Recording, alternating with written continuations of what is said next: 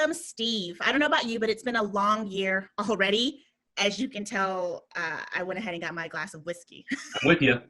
Thank you so much for joining me today. I'm Cornisha Padilla, and this is The Legal Unwind, where we chat with experienced attorneys seeking advice geared towards our younger, or maybe not so much if you're like me, lawyers and law students. Today we have with us Mr. Steve Elrod, the immediate past president of the Chicago Bar Association.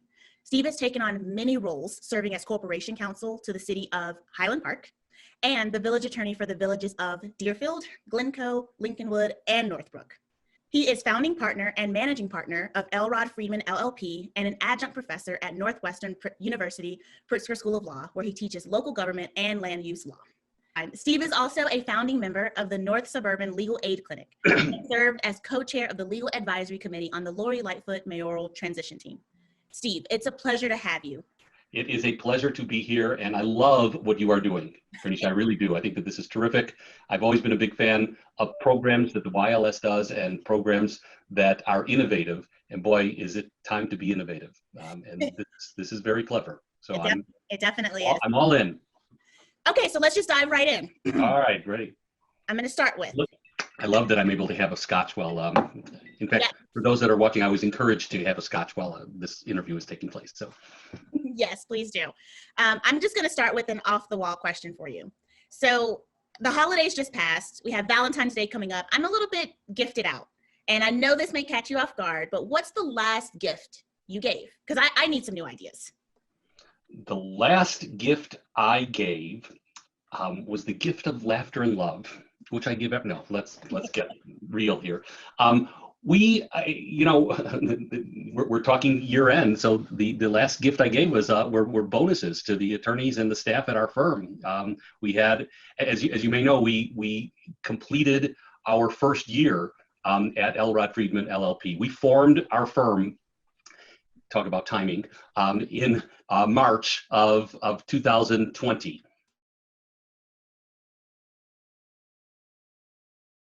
A hot topic, or soon to be hot topic, is this issue of remote work post-pandemic. We're all looking towards a brighter horizon. Right now, people are saying they have Zoom fatigue, they feel isolated, but at the same time, me, are enjoying comforts of our home office. So there's a push to continue to work from home after the pandemic. What are your thoughts? Oh, do I have thoughts on this? And it's interesting. And I suppose it's important to know that my thoughts are informed by my preconceptions and my beliefs pre-pandemic. I take with great caution the comments that I'm hearing, particularly from young lawyers, that, boy, I could get used to this. Boy, this would be great to continue perhaps a couple days a week after the pandemic is over, after it's completely safe to ride public transportation and to be back in an office environment. I think that is a huge mistake, and I'm very opposed to that. I am a people person. There's something missing from being in the office or in a meeting room where you can respond immediately to one another, where you can talk and not talk over each other, and not be on mute or forget that you're on mute. And my concern and my hope that people like you and members of the YLD, that you all really make a strong effort, once it's safe, to get people back together. I do feel like we are all wanting that. We all have our reasons as to why, it's convenient to stay home. But I think from who I've spoken to, deep down, we're all kind of ready just to get back to the real grind in the office. And leveraging that for success in our careers too. So I'm definitely looking forward and hopeful, just as you are, that we can all kind of just get past it when it's safe to do so. Many people in our lives want to make a difference and don't know how to truly start. As a founding member of the North Suburban Legal Aid Clinic, do you have any insight that could help those wishing to make an impact in their own way in our societies? So it's really a question of finding your passion.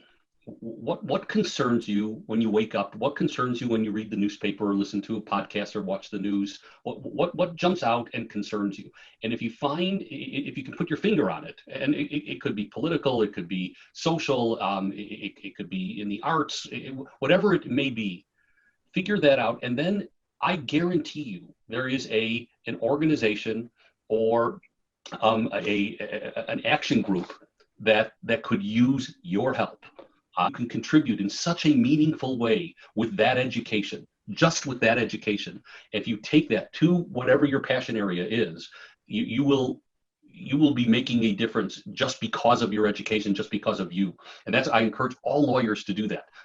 When a group of people were looking to form a legal aid clinic in the middle of a affluent suburban area, and I started researching the need for it, and almost the super need, because people were embarrassed to come forward because of their own problems. I quickly got involved, and it's been a wonderful opportunity, by the way, to both volunteer as a lawyer, and now I'm involved administratively in the organization.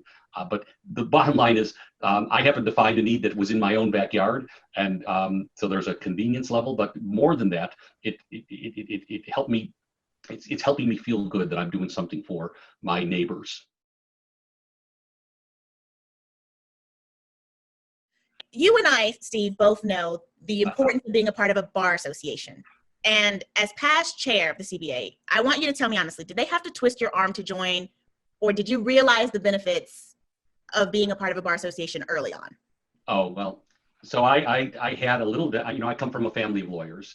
My father was a lawyer. My son is a lawyer. I'm a lawyer. I have lots of lawyers throughout.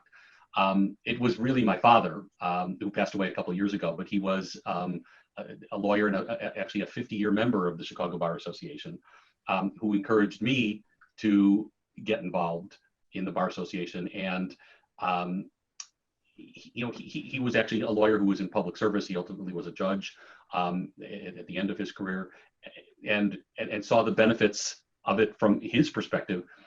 I was always at big law. I was always part of a large law firm, and sometimes you don't know or understand the benefits or need the benefits of a law firm, of a bar association, when you're at a large law firm, because you have basically your own mini law firm, your own mini bar association within your law firm.